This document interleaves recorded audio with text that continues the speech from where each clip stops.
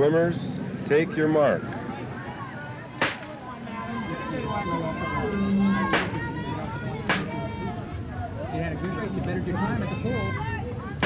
These are starts, real starts of real LMYA races. Practice swimmers who are in top form after weeks of rigorous workouts.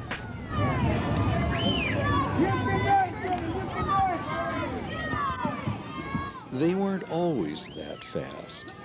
At the beginning of the season, they were stiff, slow, and very, very sluggish. But after many weeks of practice, under the watchful eyes of a fine coaching staff, they really speeded up.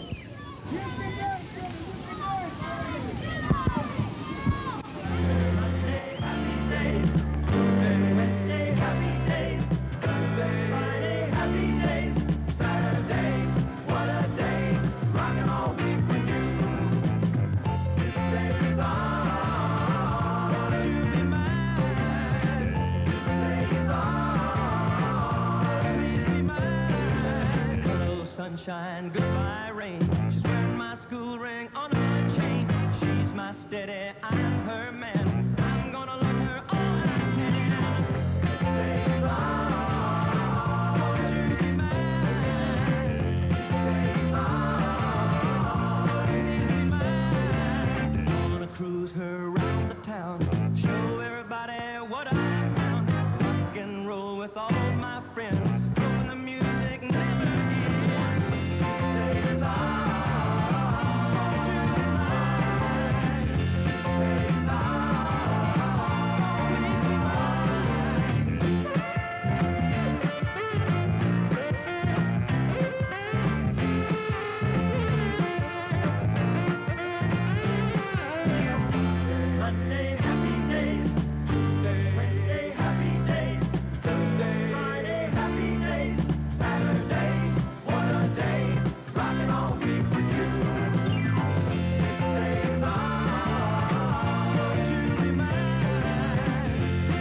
If the coaches would turn their backs, they knew how to cut corners. They wouldn't have to finish a lap because it was very, very hard work.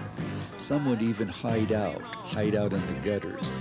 That's where gutter guppy came from.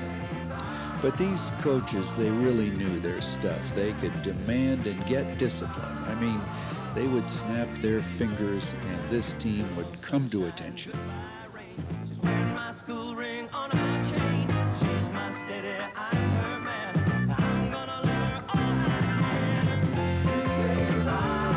And there were the concerned parents, these wonderful parents who would drive their kids to practice, sit there and watch the practice, and then drive their kids home again. We couldn't have done it without all of the wonderful, supportive parents.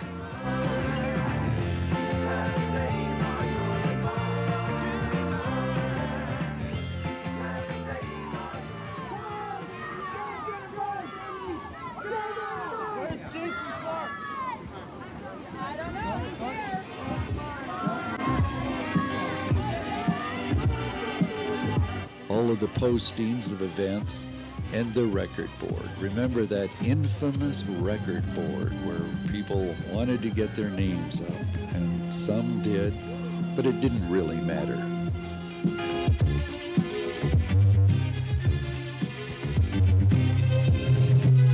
People got to swim practice all different ways. Some came singly, and then some came in great herds. The fan pooling days.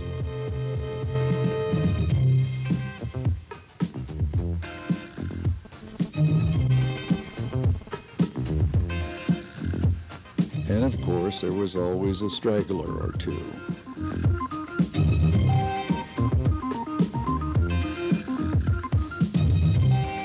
Another fun part of swim team was the inspirational talk. The coaches would come up each year, and for each big meet, they'd have to think of a new way to motivate the team, whether it was painting swim caps or making signs on pie plates that were tacked up all around the neighborhood.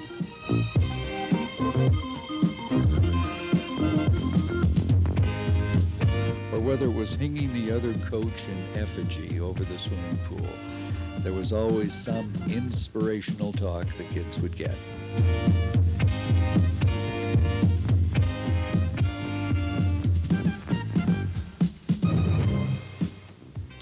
And then the day finally arrived, the day of the big meet, and you couldn't find a parking place anywhere.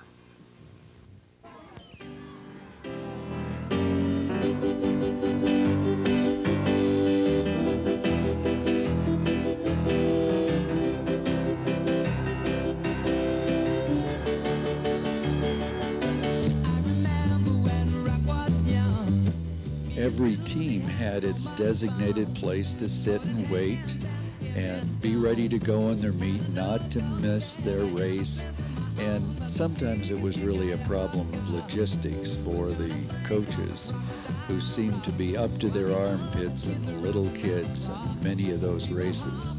But there was always time to sit around and visit with friends. And remember those Wednesday nights, how cold it could get on a Wednesday night. But most weekends were terrific.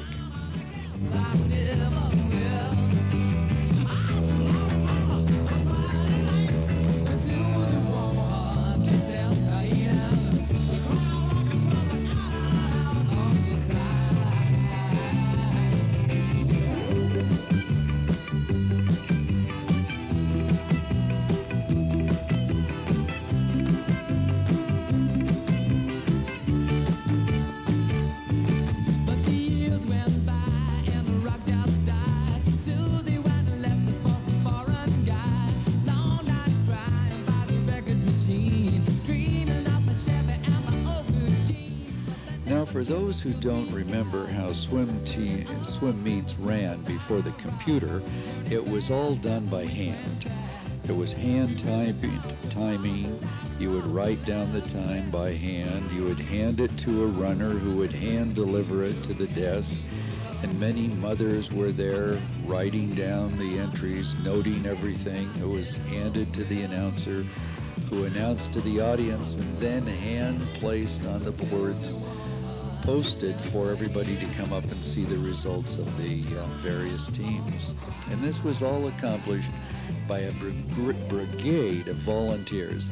Some of the volunteers were very small. You would have to recruit timers sometime who didn't quite understand the machines, but Fran High was our head referee, and for many years marshaled all of these volunteer parents, taught them how to run a swim meet, and we got everything underway finally.